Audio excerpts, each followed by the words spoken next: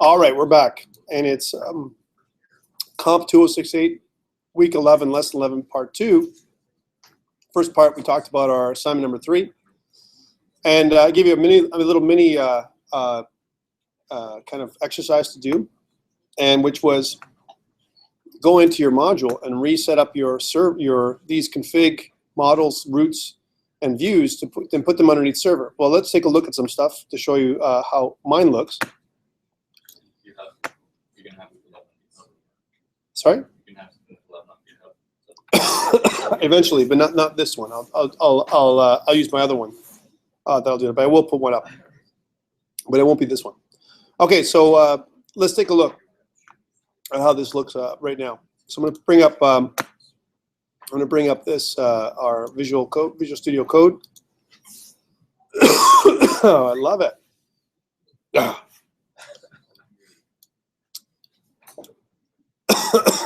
Off to do, no. I want pass off. Where is it? Under mean. So in order for me to make this pass off, which normally starts off like this is the original one we had. And I want to move this into the other way of doing it. I have to first create a folder, right? So I'm going to make a copy of this so that I don't kill it.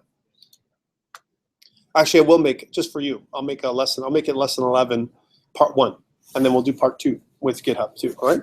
So let's make a new folder. Actually,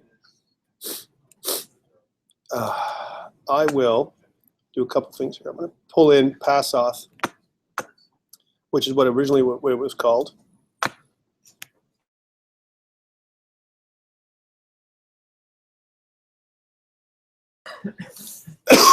Yeah. Woo. Woo. All right. Oh yeah. Let's pass off. Okay. And I want to rename this thing so it's lesson 11. 2068. Lesson 11. We'll say part 1. Because this is important. Now, one thing is that I know my pass off, this folder is also a Git repository. And one of the challenges when you have a Git repository, as an example, that you want to modify, and it's an old one, you have to do a couple things. One, I'm going to reinitialize this as a Git repository. I'm going to add on all these changes. Look at all these changes, right? I also have to add in a git ignore file, which I don't have on this particular example, right? So I'm going to add that in. So new file, which is git ignore. Right. I got to include node modules. Oh, I love it. And some other stuff, ES store stuff, and as well as C9 and other modules. When I save that, I only have 19 files that I have to change. I'm going to go to changes. I'm going to add those in, and I'm going to call this initial commit. And then do one of those. I also want to launch in, open this up in terminal as well. So there it is, another terminal session for COMP2068 lesson 11 part 1. And now I'm going to go back into GitHub, where I'm going to kick off a new repository for this one. So it's under Georgian, COMP2068 lesson 11. Part 1. All right. And I'm going to grab this little piece of code right here. So instead of me typing it in, I'll do it. I'll let this thing do it for me. So bam, and then I'll get push -u origin master, and -u stands for unconditional. Push all up. When I refresh. COMP2068 lesson 11 part 1, which is just my pass off, the same thing I did 2 weeks ago with you guys. We made our authentication piece is right here. Okay. So now I got to reformat it like I asked you to. So what are all the changes we have to make? Because I asked you to make some changes. So let's go back to here. And I asked you guys to create a folder called server. So let's do that. Here's the solution. So new folder, server, right? And inside the folder, I want to put in my routes, my views, my models, and my config. And I also want to put in my server.js. Right, so all that stuff goes inside there. Now I'm leaving public out, and so your structure originally, from the outside, should look like this, right? Notice there's 30 changes. Why? Because I moved all the files around, right? Package.json has to be updated, like I said. So this has to be server/server.js. And what we should probably do is, Mongo's still running, but this I should probably stop because this is using port 3000.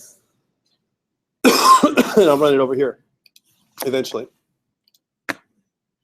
All right, so that's got to change. And then the next one is, like I said, your app.js has to include all these changes where server is in front of the dot, right? So server, so it's going to be / server. And if I know this is the pattern, I'm just going to take this whole thing and copy and paste wherever I need to. So I'm going to kind of take this out, and in front of there, I'm just going to paste. That'd be nice if I actually left it in. How about if I just take the dot out? There we go.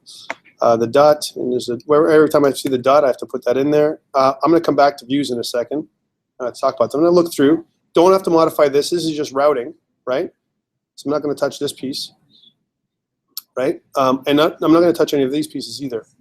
So that's one thing. But here where it says views, this directory named views doesn't exist anymore because it's inside my server. So I mean, you might be thinking about doing one of these, right? Which is totally fine, right? If you don't do this, you might have mixed results, right? Yes. So again, this is the steps involved in changing these. So this is my app.js. Now I got to change my server.js because my server.js right now points to an app.js that's local, but it's not local. It's up one because I got to go up to the root level and into app.js because my server.js is inside of server. I got to change this to add an extra dot. All right, so that's what I'm doing. Reformatting our stuff. And now if I've done everything correctly and if I haven't messed anything up, right? If I save everything and I go back to my console and I run nodemon, oh, I also should install, let me just do a list for a second. I notice I have node modules. If you downloaded it from the web, you'd have to do an npm install at this point, right, to install your node modules, right? Otherwise, you won't have your node modules, and then you'll say express not found or something like that, right? So please, if you download my version, install your node modules. Okay, cool. So now let's check it out. So if I've done everything correctly, if I go nodemon, I should get this, right? And if I go back to localhost 3000, I should get my authentication. That's my app that I'm running right now. Notice when I log in, because I don't have that piece, the new pieces that I built on, we're going to build those together, right? If I log in, I only have this, but I don't have a to-do list. It doesn't exist because in this version of my code, right, there's no to-do list, okay? Let's update GitHub. So I have 32 changes. Why? Because I've realigned everything. I'm going to add all my changes here. So these are all added. And I'm going to say encapsulated backend files within server folder. And then do this check mark, go here and push, which pushes everything up to GitHub. And if I go back to GitHub and I refresh, then all my changes should be there. Notice how server is in the front end now, and public style sheets is here, and I've got app.js there. So all you should have is app.js on the front end. Okay, now I want to add Angular, right? This is the next piece. How do I add Angular on top of everything, right? Well, I need to think about my views, the way I've done my views. And there's different approaches to this problem. And if you talk to some people, there are two camps. One camp says Angular should have its own views, and you shouldn't use the Express view engine at all, right? Because it makes no sense. You're using a templating engine, then you're templating with Angular. Yes and no. I agree and don't agree. It depends on what you want to do, and the answer is always it depends, right? In our example, we're going to use the authentication piece and not change it, right?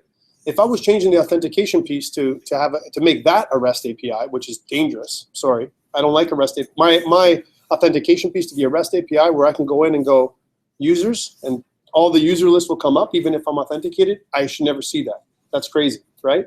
So I don't agree with that as a REST API. That should be part of the server side. It should be secure. It should be and it should be kind of shut down tight so I can't get to it. Okay. So in that case, I do need some kind of views that are going to be just representing. If I go here, this is just online here, what we just did. I need this login and register view, these kind of views here, as well as this, all the user views, how to do the user list and all that stuff. I need all that to be encapsulated, and that's why I want to keep those the same. That's my design choice, right? Now, certainly you don't have to do it that way, but this is the way I'm thinking about things, right? Okay, and also kind of makes it easier. So the next piece I need to add in a view that I'm going to work with Angular, right? And I got a bit of an issue. Notice how I have a footer and I have a header, right? But this is for all my views. Now, the question I ask you guys, and you tell me from a design choice perspective, do you want even non-Angular pages to load the Angular libraries, right? The answer should be no, right? Because I'm loading extra information for nothing, right? Which means that I should have a separate footer, right, just for Angular, and a separate footer just for Bootstrap and Font Awesome, because that's where my JavaScript files are for Bootstrap and Font Awesome down there. So I need to realign that footer from the get-go. Let's do that next. So let's do it together, right? So I'm going to go into my yes. Could, but how would you do that? How would you detect if? Well, you could do it. You could do it with. I mean, you can certainly do that because you have Express. You can detect if you have certain modules, or if the name of the website of the site that you're going to has a special name, because we're sending the name to the website, like Angular, right? So that particular site could have like a to-do list. The to-do list is the name, and if it's a to-do list, then you load these modules. Otherwise, you load these modules. But to me, the cleaner way to do it is don't even make an if statement. Make additional views that are here, or different additional partials is what I mean, that are in here. So right now, our footer looks like this. And notice how our footer at this stage is using, this is okay, but I want to use what we've learned from last day. I want to use Bower. So here's exercise number 2 for today. I want you to take out the these things here. I'm going to stop recording now again, right? Because I'm doing the recording and then I'm showing you the solution, going back. We're going to do a few little recordings today, right? This is the next exercise. I want you to replace, without making any change to Angular, because we know we're going to make an Angular thing. I want you to add in, I'll just make it for you guys to say, to see what it looks like. So there's a new file, and I want you to fill this file up. I'm going to call this nglib, the Angular libraries.ejs. I want you to add one of those in there, right? And I want you to configure it with all the libraries it needs, right? In my header.ejs, right? I have these libraries. They're all using a CDN. I don't want you to use a CDN anymore. I want to use Bower, right? I want to use Bower so that all my Bower files, because we're testing locally, I want them to have, in a development environment, I want all my files with me as opposed to in a CDN, right? So I want you to use Bower to replace these links here with local links, okay? And remember how we did that. Let's set that up for you first. First, before we use Bower, right, I want to set up a Bower RC file. Remember we did this last time. It's all review from last week. So I'm right-clicking here in the root of my files, and I'm adding in, let's do it together, a new file called Bower RC. Bower RC is a config file, and I need a couple of braces here in the beginning, right? When I put these braces up in our Bower RC file, I press Control Space, and it brings up some suggestions, right? Only when I put my braces up. If I don't have my braces up, no suggestions, right?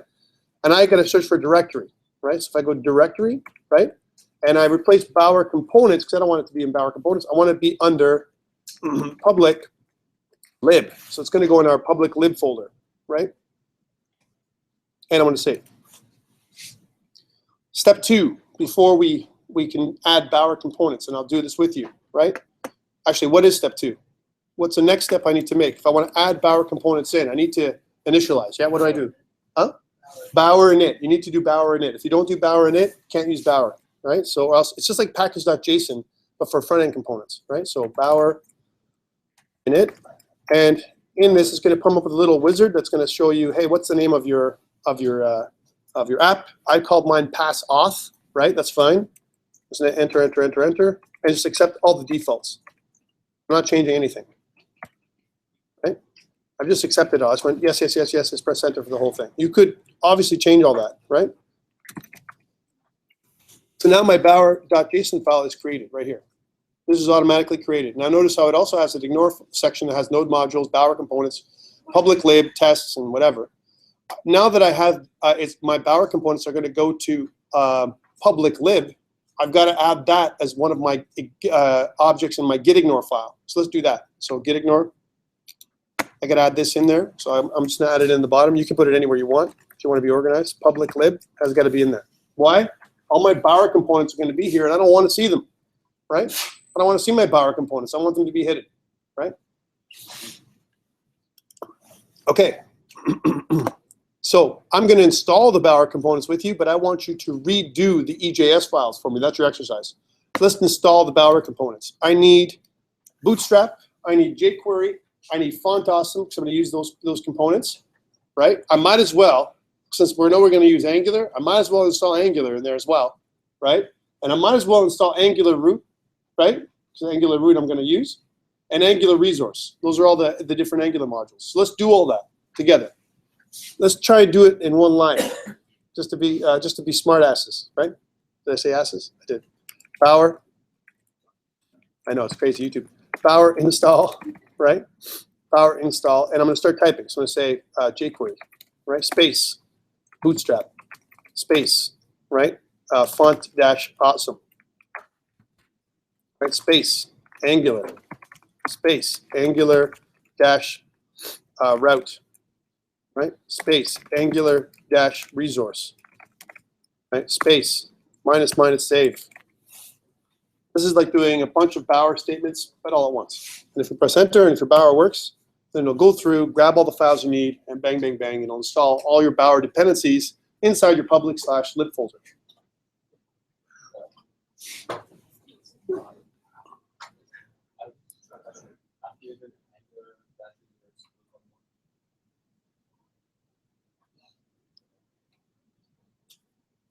This one. This is the Bower install, jQuery, Bootstrap, Font Awesome, Angular, Angular root, Angular resource, minus save. If you get a not part of path thing, that's because your Git and your Bower isn't installed properly. You have to do Bower, npm Bower minus G, or npm install Bower minus G, which is for global, right?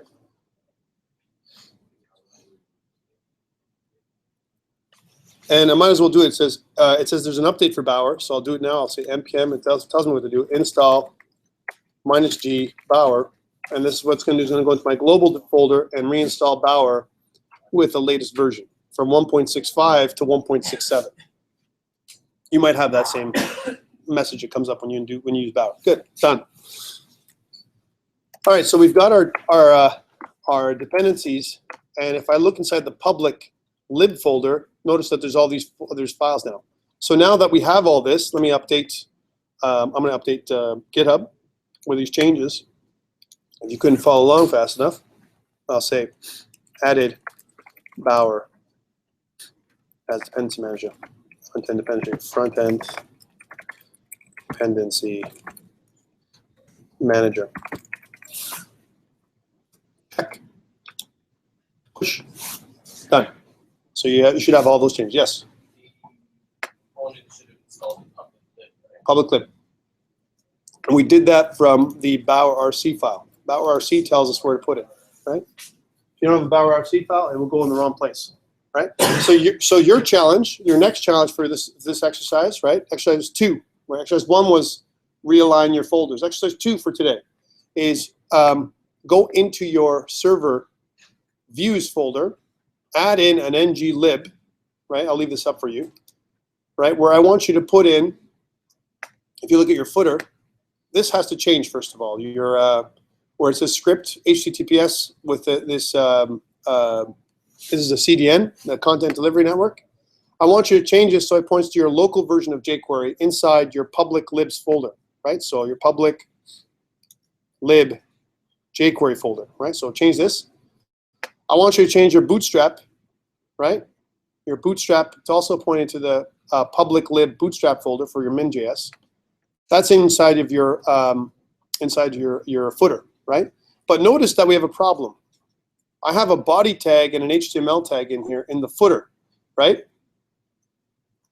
And I want this piece, these pieces here, not to be in the footer. All I want in the footer, and I know it's crazy and it sounds dumb, all right, but follow me here for a second. The only thing that should be in the footer is your HTML tag and your body tag, right? I want you to create another file, another partial, and then we'll call this a new file. I'll show you the structure. Well, let's just call it boot.ejs for bootstrap. So I want my boot, I want my ng-lib, right? And I want my footer. And my boot is going to have the bootstrap and font awesome stuff, which almost every other website's going to have, right? That I have on my views. My ng-lib is only going to have the files for Angular. And in my header file, I want you to change all this stuff, all these CSS files. Instead of using the CDN, I want you to use the local files from our public lib folder. Because on our public lib folder, all these files exist, right? The bootstrap.min.css is inside of, if you go to bootstrap, if you go to dist, CSS, here it is, bootstrap.min.css. So put these, just repath these so it points to here. Okay, I'll let you do that, and I'll come around and make sure you guys know what I'm doing, what I'm asking for. Because some of you are like, "What is he talking about? I don't get it." I'll come around and we'll talk about it.